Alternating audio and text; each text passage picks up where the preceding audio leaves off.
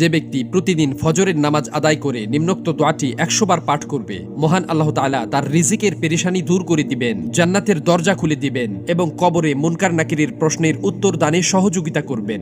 সুবহানাল্লাহ। দোয়াটি হলো লা ইলাহা ইল্লাল্লাহুল মালিকুল হাক্কুল মুবিন।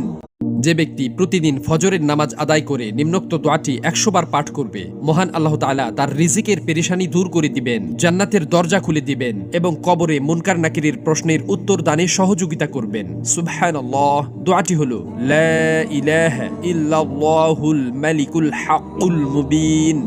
যে ব্যক্তি প্রতিদিন ফজরের নামাজ আদায় করে নিম্নোক্ত দোয়াটি 100 বার পাঠ করবে, মহান আল্লাহ তাআলা তার রিজিকের পেরেশানি দূর করে দিবেন, জান্নাতের দরজা খুলে দিবেন এবং কবরে মুনকার নাকিরের প্রশ্নের উত্তর দানে সহযোগিতা করবেন। সুবহানাল্লাহ। দোয়াটি হলো লা ইলাহা ইল্লাল্লাহুল মালিকুল হাক্কুল মুবিন।